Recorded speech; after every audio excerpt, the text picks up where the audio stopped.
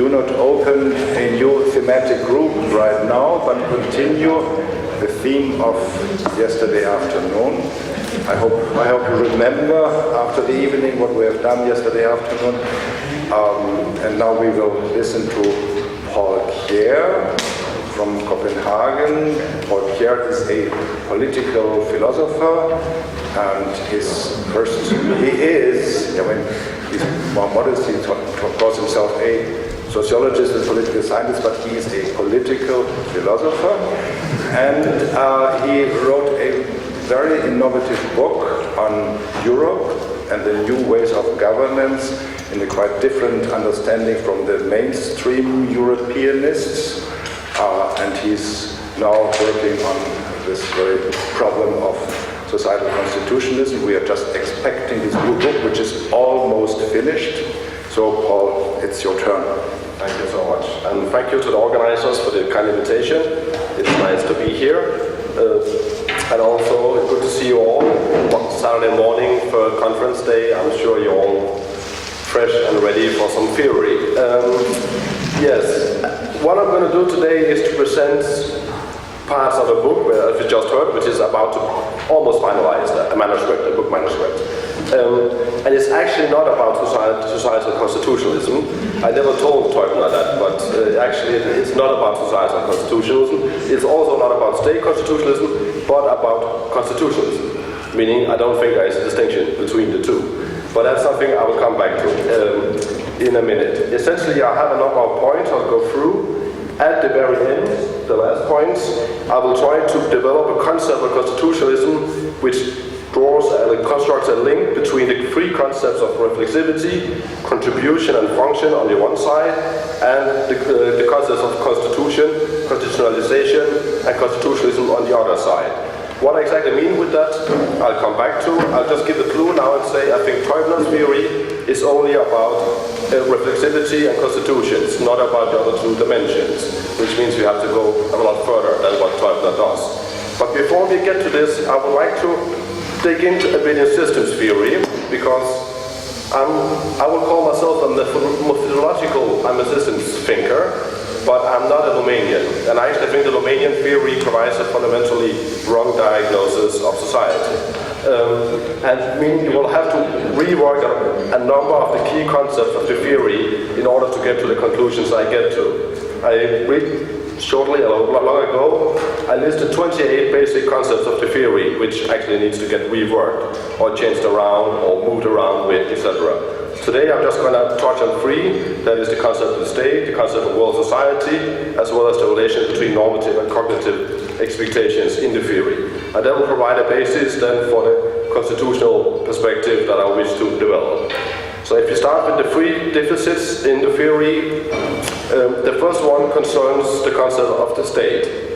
I think basically all theories about transnational, global, etc., societal constitutionalism, they, both system theoretical and non-system theoretical, depart from the assumption that there is a weakening of statehood. And that is one of the reasons why we have new forms of constitutionalism emerging. I do not agree with that perspective. I do not think there is a weakening of statehood to be observed in world society.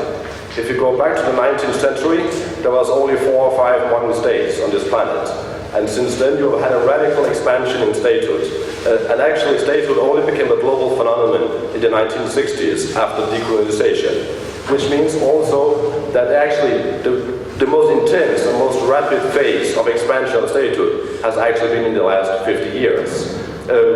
On the other hand, that doesn't mean that statehood should be understood in a, like Martin Locklin or Dina Grem understanding of it, where the state is a closed unity where all social processes within a territory is subdued to that state. Such kind of state have never existed. The monopoly of power, in the Weberian sense, has exists maybe in 5 or 10% of the planet. That is, most parts of the world, this kind of strong statehood has simply never existed. There has always been very strong counterpowers, alternative forms of social ordering beneath, besides, and beyond the state.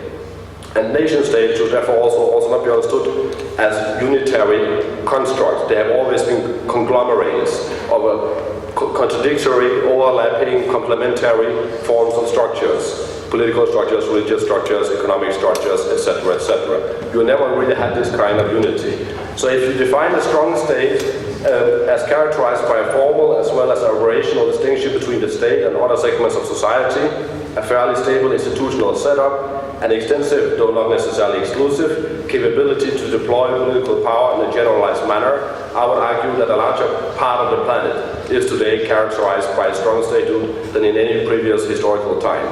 So that I'm not about a weakening of statehood, and I think also that is one of the deficits in most of the system theoretical and also non-system theoretical work on constitutionalism, this assumption. I simply do not think that is true.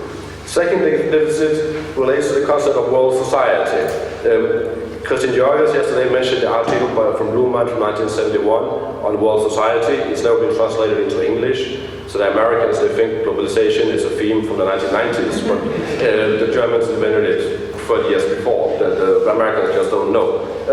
The point is that in the concept of world society, which says there's only one society in the world, by Luhmann is closely connected with the idea that you have a predominant relations between horizontal systems, economy, law, politics, etc., etc. But if you start to look at the reach of the implementation of this kind of functional differentiation, that is far more limited, empirically speaking, because most parts of the planet is actually not characterized by a supremacy of functional differentiation. Still, today, try to go to Africa, try to go to large parts of Asia, etc., etc. So what you in fact have is a free layer. You not only have the horizontal relations between function systems, you also have a vertical dimension in world society, because you have pre-modern culturalist kind of structures operating beneath the state. You have the state layer, and also you have transnational structures. So you need to get the vertical dimension of world society in play as well. And that is something which is radically underexposed in systems theory. Here you can also say that actually you have what I would call a coevolution of statehood and transnational ordering. There is no inherent contradiction between transnational forms of ordering and statehood. Statehood, as I said before, has emerged gradually and it has been globalized since the 19th century. But also, if at the same time transnational ordering emerged. The first modern transnational organizations, both private and public, emerged in the 19th century. And the big push for transnational ordering also happened since the 1960s, meaning that the moment where you had the globalization of statehood, you also had a radical strengthening of transnational ordering. So the two comes together, so to say. There is no inherent contradiction between the two. And essentially what we are dealing with is that you have a double movement where you have the globalization of statehood, and secondly, you have a reconfiguration of transnational forms of ordering away from center-periphery in the colonial form to the kind of functional differentiated regimes we're dealing with today, WTO, WHO, ICANN, and so forth. But there's conflicts between the two, like when the IMF bashed Argentina or the Troika bashed Greece. There's plenty of conflicts, but there's no inherent structural contradiction between transnational ordering and statehood. And I think that's a very important thing to have in mind. Third deficit of the systems theory. Also in the 1971 article, which Jørgens mentioned, there is the idea that in world society, cognitive structures of expectation will gain in weight and normative structures of expectation are being reduced. Just for those of you who are not close to systems theory, normative expectations are those who are upheld in case of disappointment. The rule, the norm, you may not kill. Even though people are getting killed, you still uphold the norm, you may not kill. Cognitive expectations are about a change in the face of disappointment. That is a kind of a far more reflexive form of structural expectations. And the idea by Luhmann was that social structures which have a strong cognitive component, like technology, economy, science, are gaining in weight, and those who have a strong normative component, law, politics, morality, are losing weight in society, relatively speaking. I think this is wrong, because I do not think that it's wrong in two senses. The first sense is actually that you're not even seeing that politics, law, and morality are losing in weight. I think there's more policies out there than there ever been. I mean, transnational ordering relies on law, it relies on policy making. What you see instead is that the very nature of law and politics and morality is changing. You see that in risk regulation, open method coordination, all these issues, that the legal and political form of regulation is actually being cognitivized.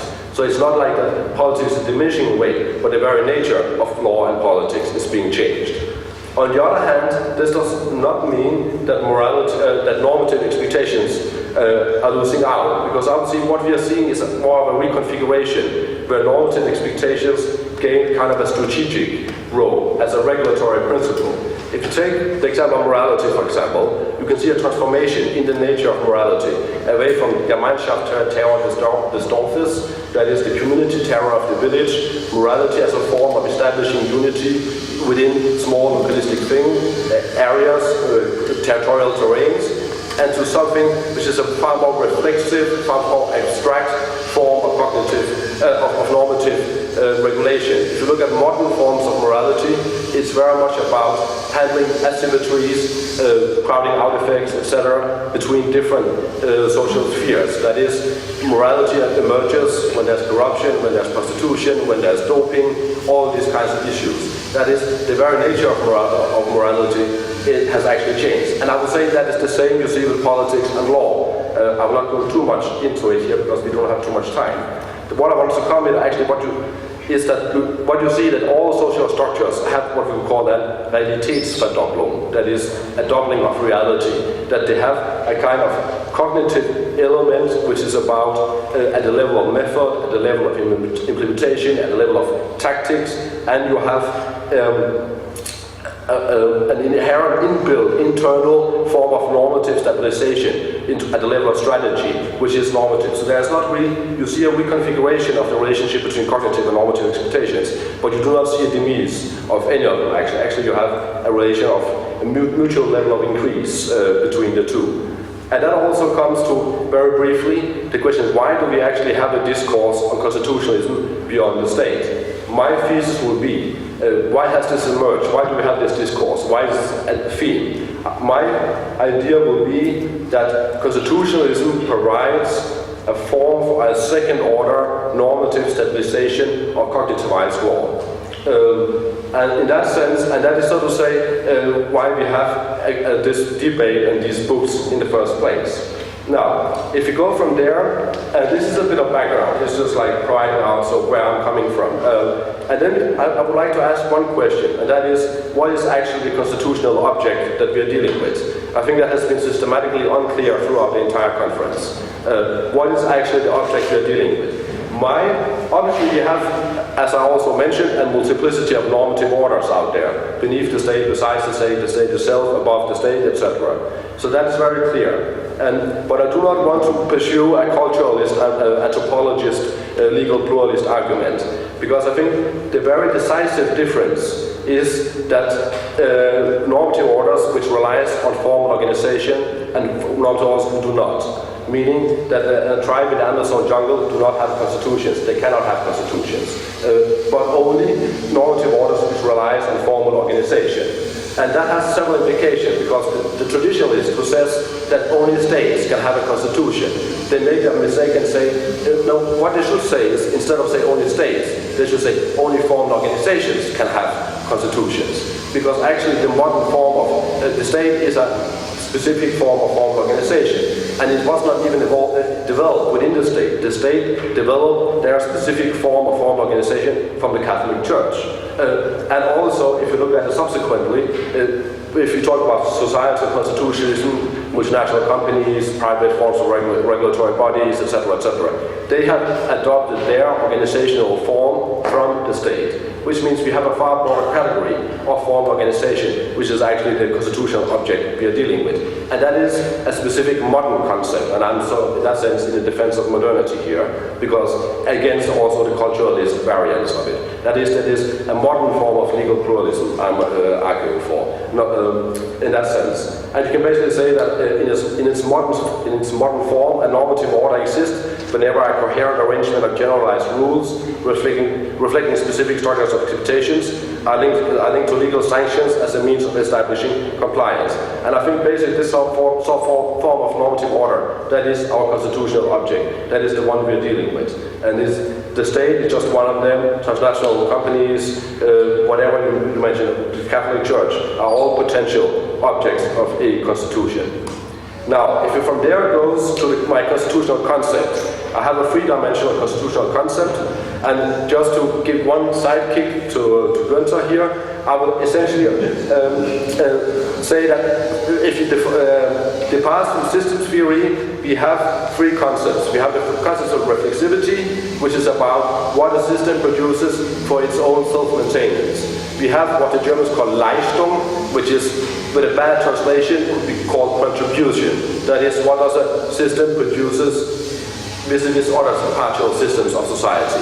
And you have function. That is, what does the system produce for the existence of society, world society in its entirety. And I would say basically, Gunther's theory is only about reflexivity. It is not about contribution and function, which means that the theory has to be radically expanded.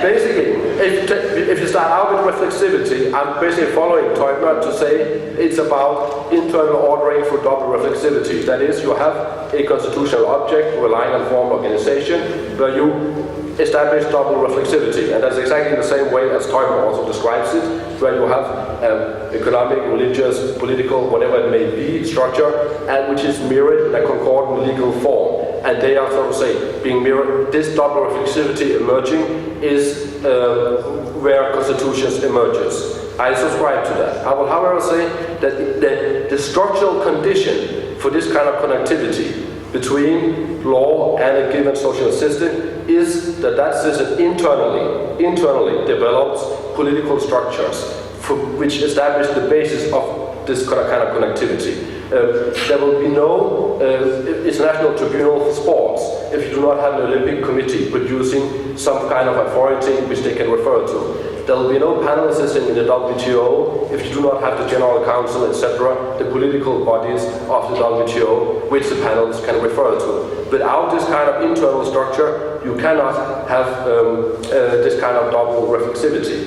And that also means that the politics is not external, as Moritz would say, to a given system. It's internal. It's an internal feature of a given system that they construct a political body of authority internally. And on that basis, we can basically define a constitution as an instrument which, in its political function, frame the body of rules and norms, which establish the formal structure, decisional competences, and hierarchical locus of authority within a normative order relying on formal organization, while it simultaneously, in its legal function, lay down principles for the structuring of conflicts between norms within this order. That is the definition of a constitution. If you're from there, I have two slides left. If you from there goes to contribution and after that to function, you will see there is, however, an external dimension. Because what I've described so far is only the internal constitutional ordering of a given system. That is, within an accounting body, within the WTO, within the state, whatever you want to give it. There is always the external dimension as well. Because each of these form organizations produces and projects power out in society. And at the same time, they receive components produced out there, they integrate social components produced outside themselves from their environment into themselves. And in doing that, they need to make sure that they can maintain their integrity, that they can preserve their integrity in this, that there is no dissolution of the system, of the formal organization in this kind of operations. Which means also here we are dealing with inclusion-exclusion, and of course, as Thornhill has argued, the function of rights here, rights is the primary legal form through which this kind of exchanges are handled.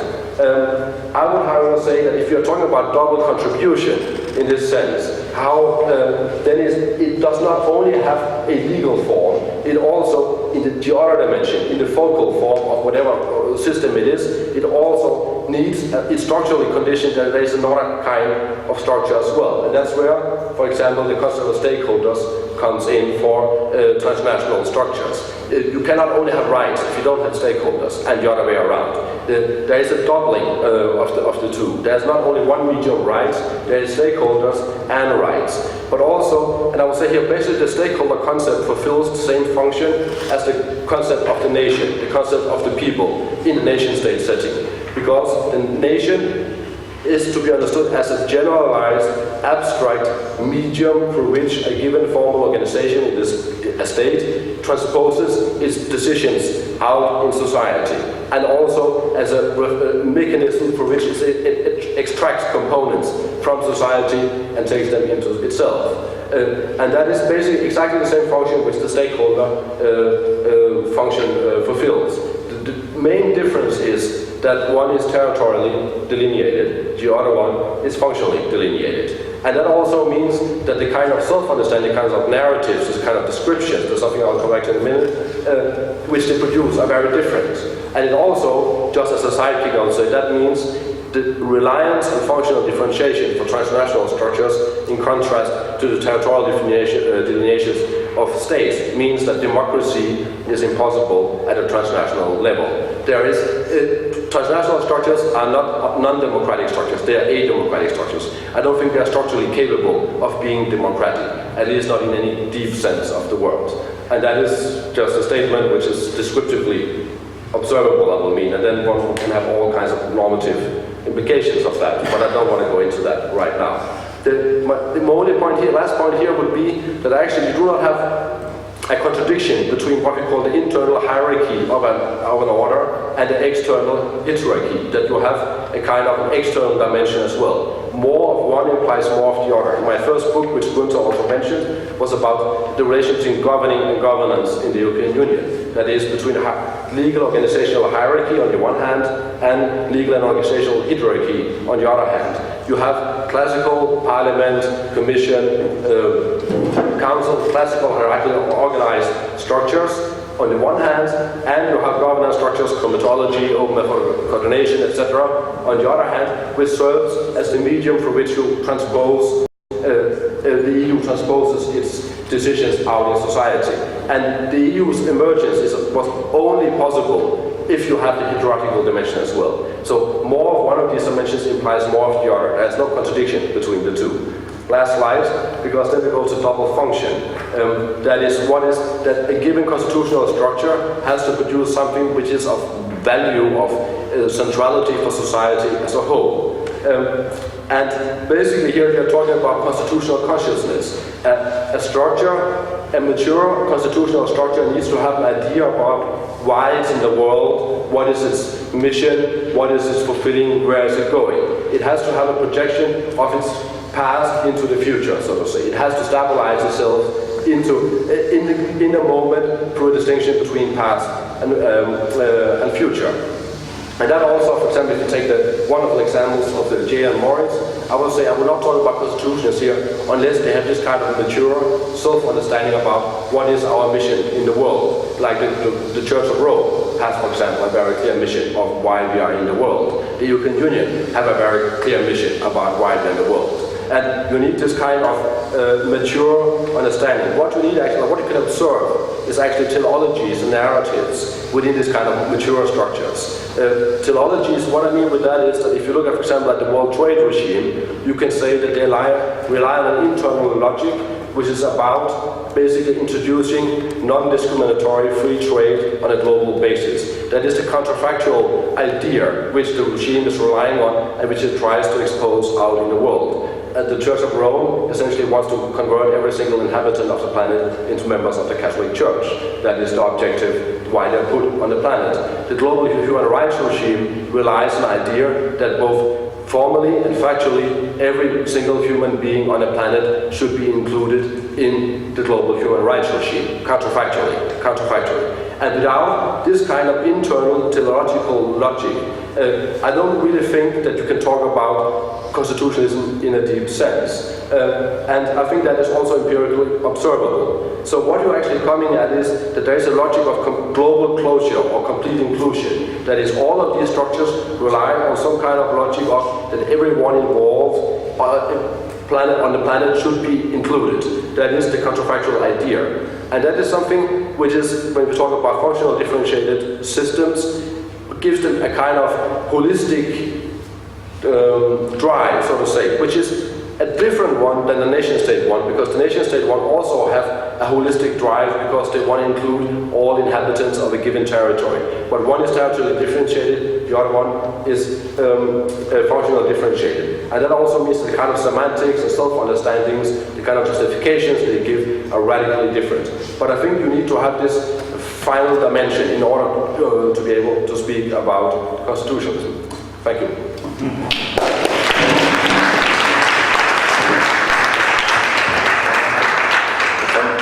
Thank you, Paul. I think we all realize that you have a very interesting relation to the father Niklas and the brother Gunther. And we appreciate at the same time the patricidal and fratricidal impulses you have, because we see their necessity and their creativity. There's another brother still alive, so why don't you have the word right now, Chris?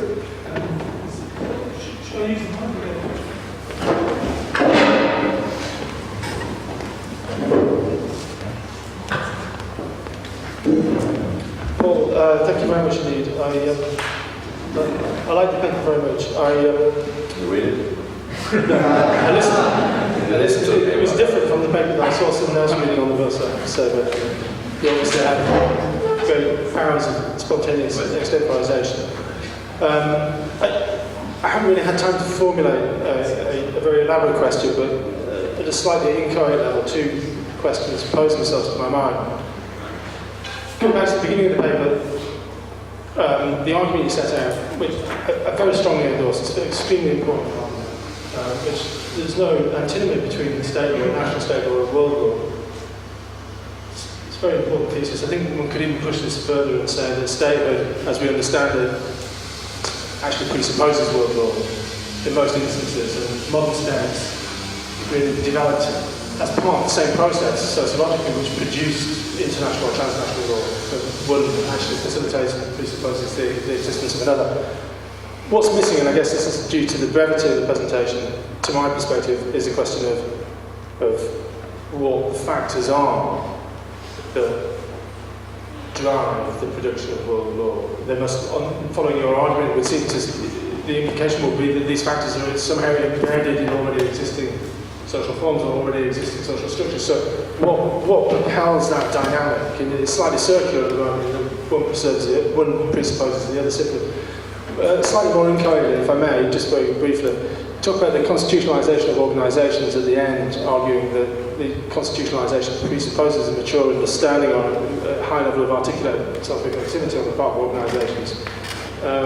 Again, my question would be, is this is fine, but does it not imagine organisations as excessively self-reflexive? Again, what are the underlying, as it were, the submerged sociological factors which drive that? And so it's a two-pronged question, but focused on the same issue. Thank you very much. The first question is excellent because there's something I left out, and it's actually quite problematic I left it out, because that's actually what the title is referring to. And as I present it now, the title is actually not understandable, because I think it's essentially we are dealing with any normative order is embedded in two types of law: the internal law of a normative order and its external law. And the unity between the two, that is, both of these types of law rely in terms of reflexivity on the code law, non-law. That is, it's the same. Also in terms of contribution, both of them produces a contribution to society for the solving of social conflicts in their environments. But the internal dimension of the law of normative orders is about positive integration. It's about condensation of that given normative order, primarily. Whereas the external dimension is primarily about establishing compatibility with other orders. And you could also frame it to say it's about the facilitation of the transfer of meaning components. Meaning components, Sinn component in German, is, for example, economic products, scientific knowledge, political decisions, judgments, etc. That is the internal law, so to say. And the external law is about, so to say, negative integration for the facilitation of the transfer of meaning components. And if you transfer this then to look at the nation-state level versus transnational kind of law, the function they produce vis-a-vis society, the negative integration element is a far stronger component for society in its entirety at a transnational level. From EU law to social corporate responsibility is primarily about negative integration through the facilitation of the transfer of meaning components. And that is what the transnational dimension of world law does primarily, whereas nation-state law is about internal condensation. So they fulfill two different functions in society. And that's why I'm also, although I basically agree, I'm a bit worried that your one-to-one extension of the kind of nation-state develops on kinds of constitutionalism to the transnational realm, because their function vis-a-vis society in its entirety are quite different on the two layers.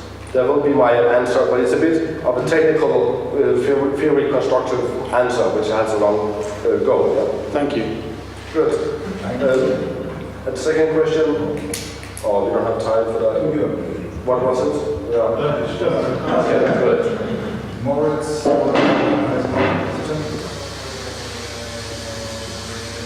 Thank you. I have two questions. The first question relates to your idea that, if I've understood that right, the Constitution presupposes some kind of formal organization or authority. So what would you make of the example of international commercial arbitration? Because we don't have any kind of formal organization or authority here, but we have just the arbitral tribunal set up by the parties by way of contract. So, and we have those tribunals being the starting point of the normative order, which is transnational commercial law. So could this kind of normative order be constitutionalized or not? That would be the first question. Now I'm afraid that you will be very unhappy, and I'm also afraid that Gunther will never talk with me again. I would say this is not a constitution. Yeah. What? That's not basis for a constitution in this kind of instances. Because there's no formal organization and logos of authority without that. Yeah. So per definition. Per definition, yeah. Okay. So my second question goes in a similar direction as Chris' question, I think, and that is, it relates to your idea of the mission statement or of the narrative of a constitutional order. When we look at Niklas Luhmann's idea of the Constitution as an evolutionary achievement, we see actually that those narratives of the Constitution usually, and when we look at historical examples, evolve only after the technical features of the Constitution evolve. Would you agree to that reading, or would you say that really the narrative is one of the formative elements which we need in the very beginning of the constitutional process? You said there's no causality in systems theory, no? But I would say that actually that is a kind of a maturing process where they go hand in hand, I would say, so to say. I don't think it's just Nackgeholde semantic. I don't think that's the case. I think that the semantic articulation is an integrated part of the process itself. It's not something which is coming in terms of time at a later stage. But of course the maturity of that articulation, it comes with the evolution of the Constitution. No? Yeah. But I think, and that's also there where it becomes gradualized and modularized, because when does it then become a Constitution will always be up to the discussion. No? Now it's interesting to observe that intra-family controversies, they go on in England.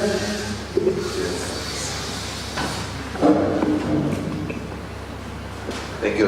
It's a very rich paper. I just want to pick out one thing, and actually Gunther would probably defend this much better since he's chairing. It was the point where you said that the constitutional moment in Teubner's work is tied to reflexivity, therefore the internal hierarchization, the internal structuring, if you like, of the legal system itself, and misses the Leistung aspect, which I think usually is translated as performance. Yeah, that's and the function. Yeah. I just wanted to say whether, just to defend the idea, I think that the way it's done in Gunther's work is to say that the reflexivity, to the extent that it depends on a meta-level coupling with another system, actually, this is what I would say, fulfills both the performance and the function side of things. because of course it helps to order the system, yeah, internally. But to the extent, I mean, you also spoke about how law lends sanctions across, yeah, to other systems through providing some basic normative structures that can be exploited by other systems. And of course, my main concern is that the structure coupling with politics at that level, yeah, at the meta level, maintains a political register of sorts that allows the economy, etc., allows a political dimension to some of the dilemmas faced. And of course, function, I mean, the whole book is driven by the idea of, it does perform a function, this reflexivity, because it's geared to self-limitation. Yeah, the whole idea of the auto-limitative has to do with function. So, why say that it's... Because this is the difference lies very, very fundamentally, I think, that in the otherwise fantastic work of Teubner is that you have the limitative and how do you frame it? The limitative and facilitating rules, or that is what the Constitution provides to a given social system. I'm fine with that, but the limitative rules, the motive for the limitative rules is only to avoid self-destruction. It's not about producing something positive for the rest of the world. It's about self-destruction. And of course, then that have an indirect positive effect on the world. But that's just something the system, well, that's a positive externality of the exercise. But it's not integrated as a, so to say, as part of the logic itself. It's a positive externality of it, but it's not the motive or the logic or the driving force of the exercise for the system itself. And that's what the difference is. I think that Wilsch, was, if I understood correct, you could also say that there needs to be a more positive contribution to the maintenance of the integrity of the environment of water systems. And that's what I want to argue. There's a far more profound idea of the maintenance of the integrity of water systems in a far more positive sense than just have a positive, coincidental, essentially, negative externality. That would be the difference. Now Rebecca. Thank you both. It was a great paper, and I'm afraid I have to apologize after these monumental questions. I'm going to ask a very small one. I was with you all the way until you made a statement that I found startling, and it startled me to be startled by it. And that was the statement that democracy is impossible at a transnational level, and you kind of threw it out. And I stopped, having thought about what Christian said yesterday, and then I stopped and I said, well, why do we care about democracy? Why? And it's infused us. It's kind of been a subterranean discussion throughout, but you kind of brought it out, and in the offhand way you brought it out, you made me think, why in the context of system building, even in the context of constitution building, its normativity and its communication, is democracy meaningful? Well, actually, I just did it to, as a speaker, you have to involve the entire audience, though. And over here, we have those who care very much about democracy. And that was basically the question they're interested in. So I just wanted to throw a bone to them. That was basically, to keep them awake. I mean, that was basically the only reason for doing it. But also, and yeah, you can say, why do we care? But that's a normative question then. I think in the construction, I'm trying to, that's something I published about elsewhere, so I didn't really go into it here. If we draw it through, I would say there is no contradiction between fundamental structural contradiction between statehood and transnationality. More of one implies more of the other. Then there is also, and also in my answer to Chris, I was saying that transnational law fulfills a different function to the world in its entirety than nation-state law, which means they are not actually in contradiction to each other. And that's also, I think, that the statal thesis that we have to transpose democracy from the nation-state to the transnational is misguided, essentially. It's a different kind of setup fulfilling a different kind of function, even though they internally, based on the formal organizations, look very much alike. But the function they produce for society is different. So there's no inherent contradiction between them. And all those who are afraid of democracy, I mean, I'm from Denmark, and if you look at Denmark today, then Denmark has probably not had so much autonomy and freedom of space and a possibility to act in the world as it has now for the last 200 years. Before, all major decisions were made in Berlin, Moscow, London, and Washington. Today, Denmark is a far more autonomous country than it's been for the last 200 years. So I don't think necessarily that there is any kind of contradiction between democracy, nation-state, and transnationality. That only exists if you have a radical concept of democracy where you say all structures on the globe has to be subdued to democracy. But as socially speaking, never existed. But if you have that concept, say the entire globe should be subdued to democracy, then you have a problem with transnational governance. But not but not if you have a limited concept of democracy. I don't see actually what the problem lies. You have all kinds of crises and meltdowns, Greece and so on.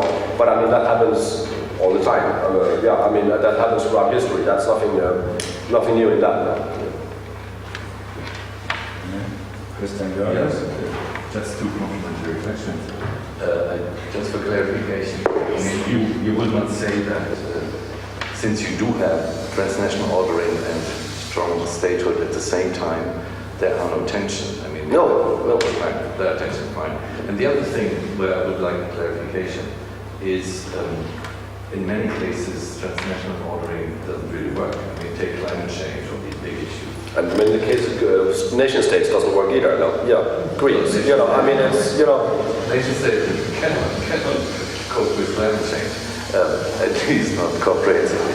Now, I'm wondering. I mean, since you say you must have some criteria when transnational ordering is functioning or not, or what is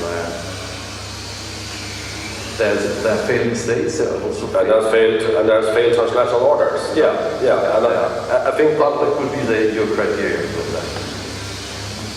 Well, first, just to say about conflicts, it's very important to understand that they're not structurally in conflict with each other. There is conflicts all the time, as I mentioned with the IMF and Argentina, or with the Troika in Greece, or the other way around when bashing the European Union, etc., for the nation system. There's conflicts all the time, but that doesn't mean there's always conflicts in society. So I will never say there's no conflicts. That's not the argument. The other thing is, what is the criteria for when it's not working? When the structure itself sees that it's not working. As long as it believes it's working, it keeps operating. And maybe you have moments of enlightenment where I give a nation state or a transnational structures realize themselves that it's not working. But I mean, essentially, that will be it. I mean, the Catholic Church will operate the model they implemented 2,000 years ago, and even the day, but there's only 3 Catholics left, they will still be doing it. I mean, and they will not probably see that the model is not working anymore. But I mean, they keep operating now. I mean, and then you can try developing some normative standards. When does a normative order work? I mean, you will have to contextualize it very much. You will have to say what is specific to the functions you want to fulfill. I think that's where I came back to the strategic function of normative expectations. Because I think within a given order, you define yourself what is my normative strategic objectives I want to reach. And I think in the global climate regime, if that was really existing in a hard sense, which is not really right now, you could define what is the objectives, no more than so many temperature increases, like maximum temperature increase on the planet. That is the normative objective we are pursuing, and you can then go out and see if we fulfill it or not.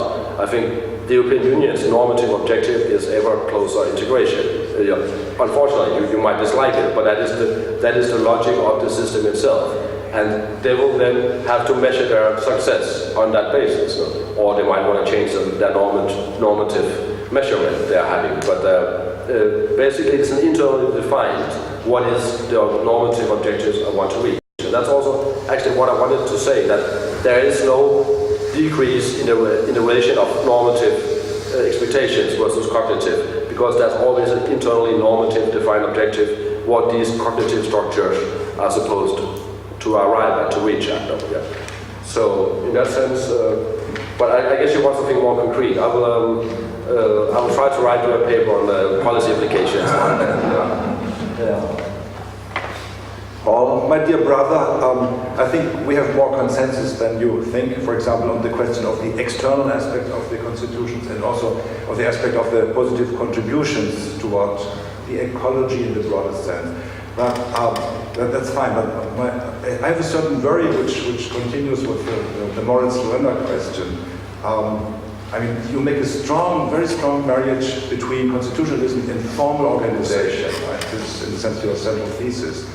And I think there's a lot to say about this and positive about it. But aren't you then, in a sense, losing the constitutional aspects of, let's call it, spontaneous elements in society? So if we see that, again, functional systems have this professional, organized side where your organizations are, where your constitutions are, but then what about in the economy, the market? You say the market is no institution. I would contest that. Of course it has its institution. It's every element that an institution has to have. The same in politics with the public, the same in religion with the believers. So we can go through these different spheres and always see that there is this interaction between the organized and then this great spontaneous sphere. And isn't your skepticism with democracy hasn't to do that you are neglecting in your constitutional ideas the spontaneous part? Yeah, I kind of expected this coming, but it's good. It's a relevant question because there is, actually, first of all, I'm saying there is no inherent contradiction between the internal hierarchy and the external hierarchical structures, being the form of the abstract media of the nation, be it governance structures or whatever. So there is always this. Where I think is that I think markets are not spontaneous. Markets are constructions, which means institutions, which means they always are bound in a formalized structure. For example, governance structures, hierarchical governance structures, or and the same with the political public opinion. I mean, that is a constructed through the medium of the nation, which is from peasants into Frenchmen. No? There's no spontaneity there. That's constructed, no? Which means that the spontaneity dimension is actually de facto very small. But this external dimension is actually what I was trying to describe in the hierarchical level. Yeah, I'll just not call it spontaneous. One thing, okay, man, spontaneous is a bad word for it, yeah. Quite sure. But aren't you losing the autonomy of these parts of the world when you see them only as construct from the perspective of the organized sphere? Yeah. I mean, that's the problem. The public is not only Publikumsrollen, but there is something autonomous in it. And aren't you losing it when you say, okay, I also see it, but I see it as a construction of those organized worlds? Well, I'm losing it if I had a secret normative objective. If I think you have, you want to save the world, but you don't want to say you want to save the world. And here I'm probably more of a Foucauldian if I want to describe this kind of structures of how they actually come into being in a historical sense. Which means I'm a bit more skeptical about. But if they have positive effects, then well, that's good. I don't have any problem with it, so to say. Yeah. Okay, we can save the word, at least we can have coffee now, and we are back then at 11:25.